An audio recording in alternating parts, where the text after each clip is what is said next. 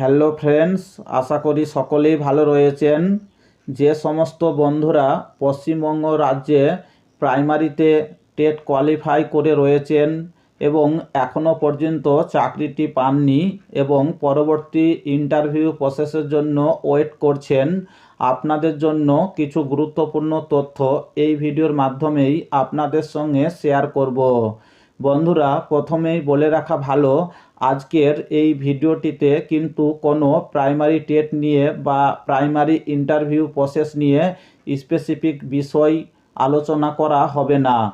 আজকের ভিডিওটি হচ্ছে অ্যাকচুয়ালি মোটিভেশনাল ভিডিও, কারণ অনেক বন্ধু রয়েছেন প্রাইমারিতে টেট কোয়ালিফাই করে এবং তারা দীর্ঘদিন ধরে ওয়েট করছেন, এখনও পর্যন্ত চাকরিটি পাননি। তাদের জন্য হচ্ছে এটি মোটিভেশনাল ভিডিও। তাই বন্ধুরা, যাদের এই ভিডিওটির দেখার মতো সময় নেই, আপনারা অবশ্যই প্রথমে স্কিপ করে যেতে পারেন। চলুন এবার কথা না বাড়িয়ে মূল আলোচনায় যাওয়া যাক। দেখুন, স্ক্রিনে একটি বিষয় আপনারা দেখতে পাচ্ছেন। রাজ্যে টেট পাস 40,000, অর্থাৎ এটি প্রাইমারিতে যে টেট পাস ক্যান্ডিডেট রয়েছে তাদের কথাই বলা হচ্ছে, যে রাজ্যে টেট পাস 40,000, ডিএলএড উত্তীর্ণ হয়ে রয়েছেন আরও 60,000। ফের ডিএলএডের কোর্সের যে আবেদনের সময়সীমা সেটিকে বৃদ্ধি করা হচ্ছে।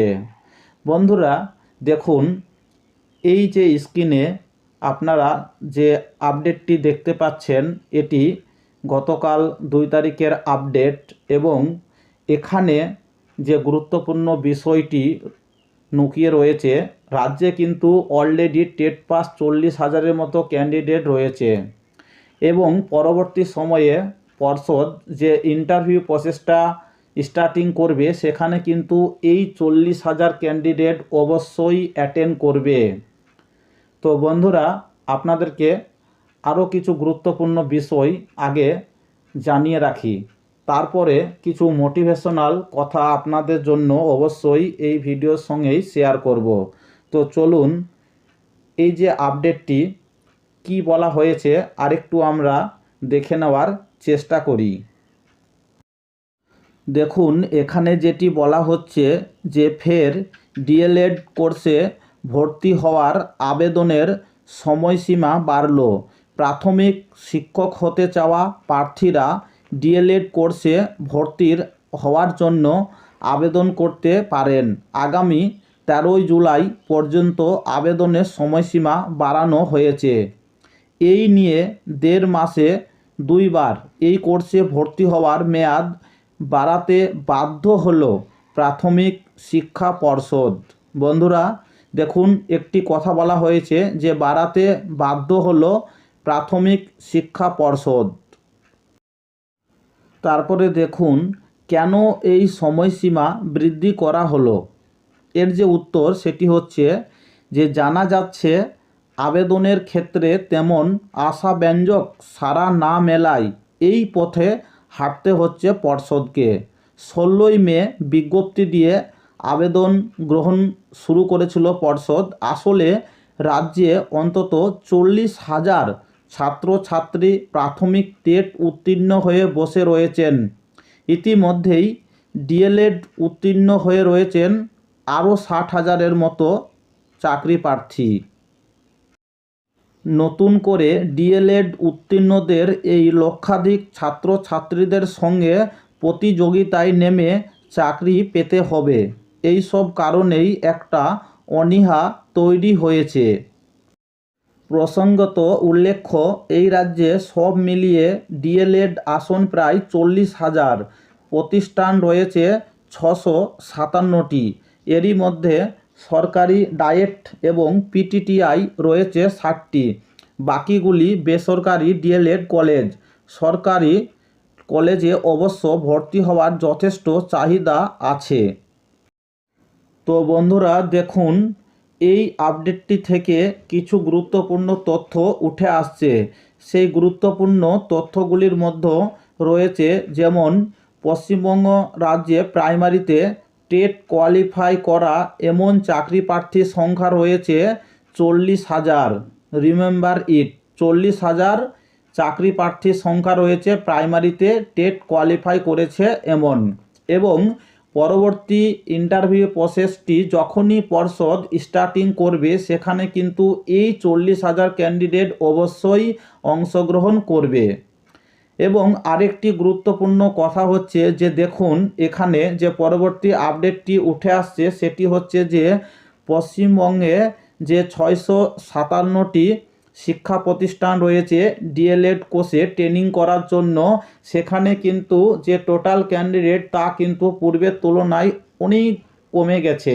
তাই পর্ষদ বাধ্য হচ্ছে বারবার করে ডেটটিকে বাড়িয়ে দেওয়া যাতে করে আরও নতুন ক্যান্ডিডেট ভর্তি হয় এবং তাদের একটু হলেও কিছুটা লাভ হয়। তো বন্ধুরা দেখুন এখন বর্তমানে যে বিষয়টি চলছে যে পশ্চিমবঙ্গ প্রাইমারিতে বিশেষ করে যে শিক্ষক নিয়োগ তা কিন্তু দীর্ঘদিন পর পর পর্ষদ করতে চাইছে। দেখুন বন্ধুরা 2014 সালের পর 2017 সালে প্রথম টেটের জন্য ফর্ম ফিল আপ করানো হয়েছিল পর্ষদের পক্ষ থেকে, কিন্তু ওই ফর্ম ফিল আপ করানো সত্ত্বেও পর্ষদ কিন্তু পরীক্ষাটা নিয়েছিল 2020 সালের দিকে এবং এদের যে রেজাল্ট সেটি আরও এক বছর প্রায় 2021 সালের দিকে রেজাল্ট বের করেছিল এবং আরও এক বছর ওয়েট করার পর 2022 সালের দিকে ইন্টারভিউ নোটিফিকেশন বের করেছিল এবং ইন্টারভিউ নোটিফিকেশন বের করার পরও ইন্টারভিউ প্রসেস কমপ্লিট হয়েছিল এবং তারপরেও কিন্তু দীর্ঘদিন সেটি দেশের সর্বোচ্চ সুপ্রিম কোর্টে এই যে প্যানেল সেটি স্থগিত ছিল এবং 2024 সালে তাদেরকে নিয়োগ দেওয়া হলো। বন্ধুরা এই যে কথাগুলি বলা হলো এখানে কিন্তু কিছু গুরুত্বপূর্ণ গোপনীয় জিনিস লুকিয়ে রয়েছে।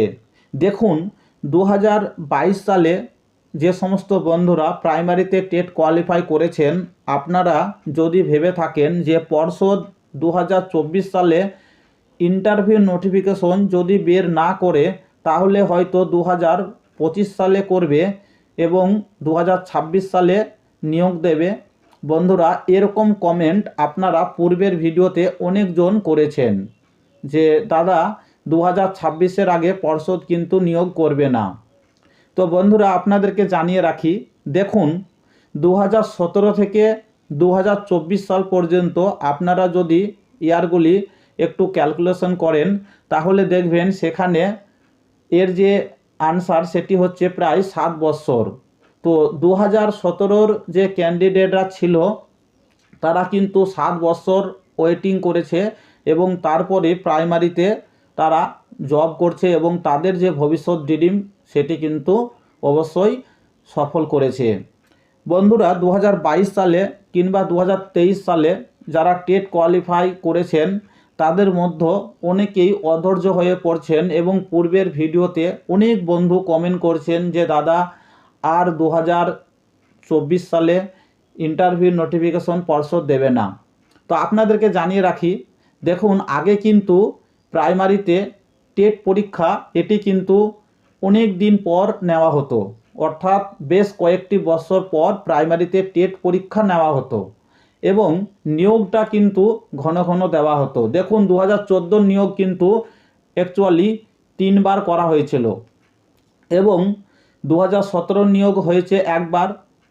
এবং এখন যে গুরুত্বপূর্ণ বিষয় সেটি হচ্ছে যে প্রাইমারিতে প্রতি বছর টেট পরীক্ষা নেওয়া হচ্ছে, যেহেতু এটি দেশের সর্বোচ্চ সুপ্রিম কোর্টের অর্ডার রয়েছে।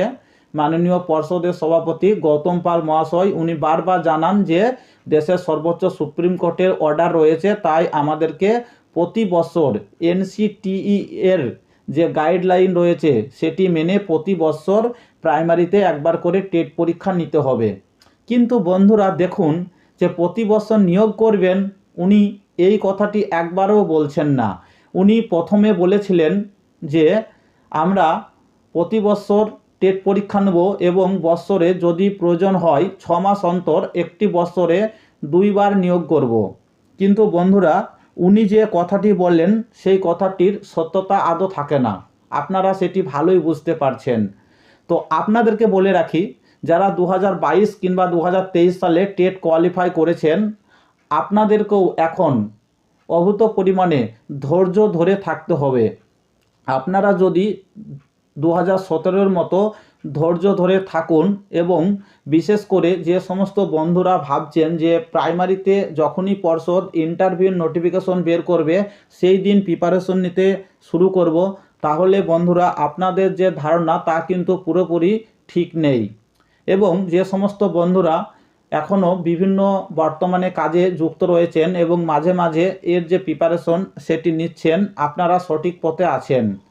আপনারা যদি 2017 সালের মতো ধৈর্য ধরে থাকুন, দেখবেন আপনাদের যে একদিন ভবিষ্যৎ ড্রিম সেটি কিন্তু ফুলফিল হবেই। তাই আপনাদেরকে একটি কথা বলার রয়েছে যে আপনারা অবশ্যই হতাশ হবেন না। দেখুন 2017 সালের যে টোটাল ক্যান্ডিডেট যারা পাস করেছিল 9,000, প্রায় 10,000-এর কাছাকাছি, তো তারা কিন্তু দীর্ঘদিন ধরে ওয়েট করলো এবং দীর্ঘ যে মহাসংগ্রাম সেগুলি একের পর এক তারা চালিয়ে গিয়েছে এবং এখন তারা সকলেই চাকরি করছে। বন্ধুরা আপনাদেরকে কিছু গুরুত্বপূর্ণ কথা বলা রয়েছে যে দেখুন 2022 ও 2023 সালে আপনারা যারা টেট কোয়ালিফাই করেছেন, আপনাদের মধ্যে অনেকেই রয়েছেন হয়তো বলবেন যে দাদা 2017-তে আমরা এই সুযোগটি পাইনি এবং আমরাও 2017-র পর থেকেই ওয়েট করছি। বিশেষ করে 2017 সাল পর্যন্ত যারা ডিএলএড কোর্সে ভর্তি হয়েছিলেন তারা সকলেই পশ্চিমবঙ্গ রাজ্যের যে প্রাইমারিতে টেট পরীক্ষার যে ফর্ম ফিল আপ সেটি কিন্তু করার সুযোগ পেয়েছিলেন এবং তার পরবর্তী সময়ে 2018 থেকে যারা ডিএলএড করেছেন তারাই কিন্তু বর্তমানে ওয়েট করছেন। তো বন্ধুরা পর্ষদ তো সেটি ধরবে না যে আপনারা কবে থেকে ওয়েট করছেন, পর্ষদ ধরবে যে 2022 এবং 2023 সালে যারা টেট কোয়ালিফাই করেছেন কেবলমাত্র 2022 সাল থেকেই পর্ষদ সেটি যে সেটি কাউন্টিং করবে।